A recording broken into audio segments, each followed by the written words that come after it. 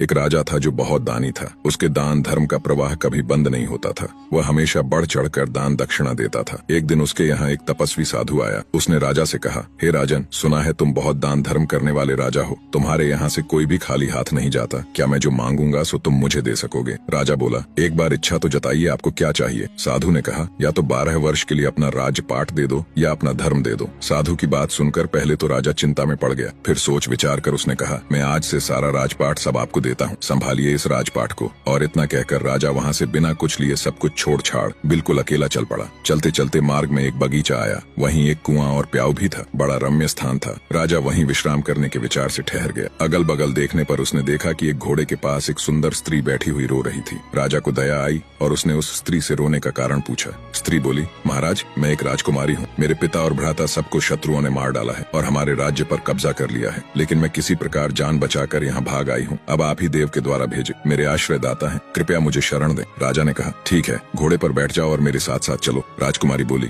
नहीं महाराज, आप ही घोड़े पर चलो। आपके सामने मेरा घोड़े पर बैठकर चलना ठीक नहीं है। राजा घोड़े पर सवार हो गया। चलते चलते दोनों एक दूसरे नगर में पहुंचे। स्त्री ने कहा, आप शहर जाकर कोई बढ़िया मकान भाड़े पर ठीक करो, तब तक मैं यहीं बैठती हूँ। राजा ने कहा, मेरे पास मकान लेने के लिए धन नहीं है। स्त्री ने कहा, महाराज, रुपयों पैसों की आवश्यकता हो तो मेरे पास से ले जाइए। ये कहकर उसने 10 सोने के सिक्के राजा को थमा दिए। राजा ने भी शहर में मकान खरीद लिया और राजकुमारी को लेकर उसी मकान में गया। फिर बाजार जाकर भोजन सामग्री ले आया। राजकुमारी ने भोजन तैयार किया और राजा से भोजन करने को कहा। राजा ने कहा, अरे आप भी तो भोजन करो। उसने कहा, नहीं महाराज, पहले आप भोजन कर लें, आपके बाद मैं खा लूंगी। राजा ने भोजन किया। स्त्री ने भी किया। दूसरे दिन उस स्त्री ने कहा, राजन, आपको अधिक कष्ट होता है, काम करने में क्यों ना हम एक नौकर रख लें? राजा, मेरे पास नौकर रखने के लिए धन नहीं है। स्त्री ने कहा, राजन, आप असमंजस में ना पड़िए। मैं औरत जात ना हुई होती तो स्वयं इन कामों को कर लाती, आपको कहने भी नहीं जाती। रुपए पैसों की आपको जब भी आवश्यकता पड़े आप हमसे निसंकोच मांग लिया कीजिए। फिर उसने राजा को पैसे दिए और राजा एक नौकर बुला लाया। कुछ दिनों के बाद उस स्त्री ने कहा,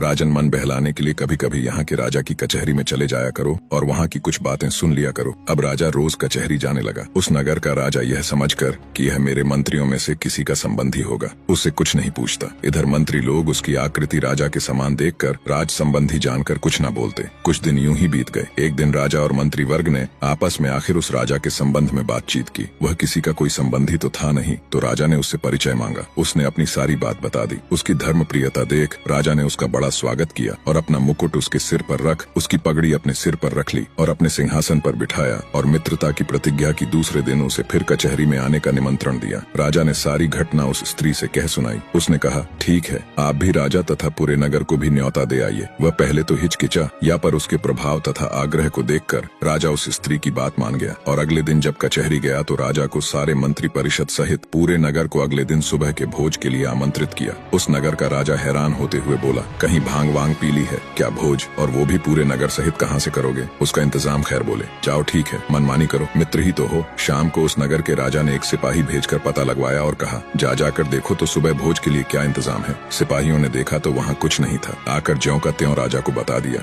राजा ने कहा, जरूर हमारे मित्र ने भांग वांग ही पी रखी होगी। इधर राजा को भी चैन न था और वह उस स्त्री से कहने लगा, तुमने तो मेरी अच्छी फजीहत कराई है, राजा न जाने मुझे क्या कहेगा। स्त्री ने कहा, महाराज चिंता न करें, यदि आपको धैर्य ना हो तो उस बगीचे में देख आए जहाँ से मुझे लेकर आए थे। राजा ने घोड़े पर चढ़कर जो देखा तो वहाँ संपूर्ण देव वर्ग ही कार्य में तत्पर था। अनंत दिव्य ऐश्वर्य भरा था। उसके आश्चर्य का ठिकाना न रहा और प्रातः काल राजा सहित संपूर्ण नगर को भोजन कराया। ये सब देखकर सभी लोग आश्चर्य में डूब गए। नगर के राजा ने भी सारी व्यवस्था और भोजन के लिए उसकी बहुत प्रशंसा की। भोजन उपरांत सारा देव वर्ग अंतर्ध्यान हो गया। अब उस स्त्री ने कहा, राजन, तुमने उस साधु को कितने दिनों के लिए राज्य दिया था, जरा याद कीजिए। राजा ने याद किया तो पाया कि समय पूरा हो चुका था। स्त्री बोली, तो अब आप भी अपने राज्य में जाओ और अपना राज्य पाठ संभालो। राजा ने कहा, देवी, मैं तो तुम्हें छोड़कर एक कदम भी न आगे जाऊंगा। स्त्री बोली, राजन, तुम मुझे क्या समझ रहे हो? मैं तुम्हारी स्त्री नहीं बल्कि मैं तो तुम्हारा धर्म हूँ। जब तुमने मुझे नहीं छोड़ा तो मैंने भी तुम्हें नहीं छोड़ा। तुम्हारी स्त्री बनकर तुम्हारे साथ रही और तुम्हें किसी प्रकार का दुख नहीं होने दिया। पर अब जैसी तुम्हारी इच्छा।